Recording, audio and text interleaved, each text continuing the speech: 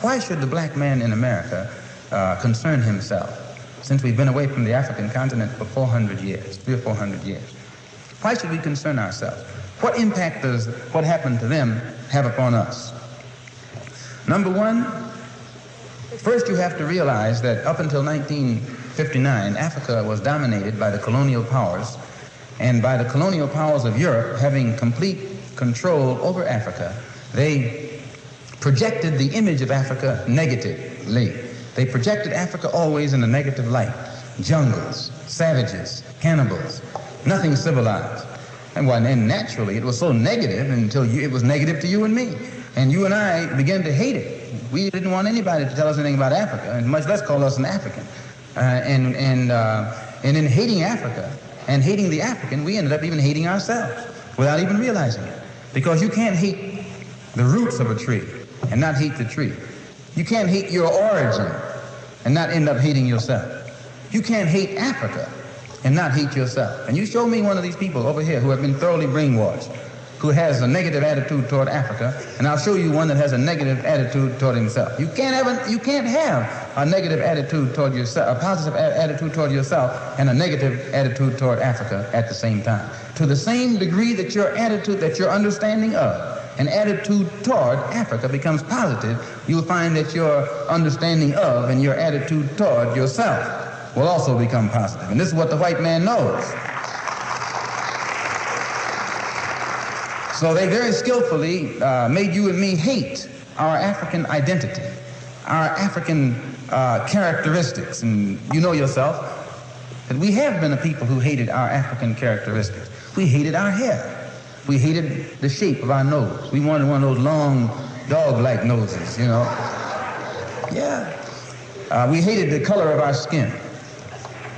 Hated the blood of Africa that was in our veins.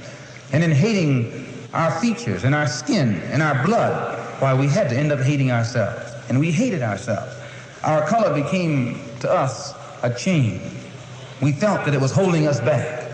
Our color became to us like a prison, which we felt was keeping us confined, not letting us go this way or that way. And we felt that all of these restrictions were based solely upon our color, and the psychological reaction to that would have to be that as long as we felt imprisoned or chained or trapped by black skin, black features, and black blood, that skin and those features and that blood that was holding us back automatically had to become hateful to us. And it became hateful to us. It made us feel inferior. It made us feel inadequate. It made us feel helpless. And when we fell victim to this feeling of inadequacy or inferiority or helplessness, we turned to somebody else to show us the way. We didn't have confidence in another black man to show us the way, or black people to show us the way. In those days, we didn't. We didn't think a black man could do anything but play some horn, you know, some sound, and make you happy with some songs. And in that way, in serious things, where our food, clothing, and shelter was concerned, and our education was concerned, we turned to the man. We never thought in terms of bringing these things into existence for ourselves. We never thought in terms of doing things for ourselves because we felt helpless. And what made us feel helpless was our hatred for ourselves. One of the things that made the Black Muslim movement grow was its emphasis upon things African. This was the secret to the growth of the Black Muslim movement. African blood, African origin, African culture, African ties.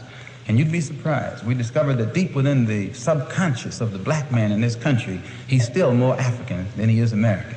He thinks that he's more American than African because the man is jiving him and the man is brainwashing him every day, telling him, you're an American, you're an American. Man, how could you think you're an American and you have never had any kind of American treat over here? You have never.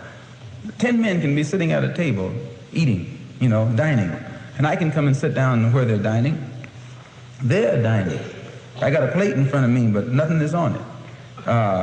Because all of us are sitting at the same table, are all of us diners? I'm not a diner until you let me dine.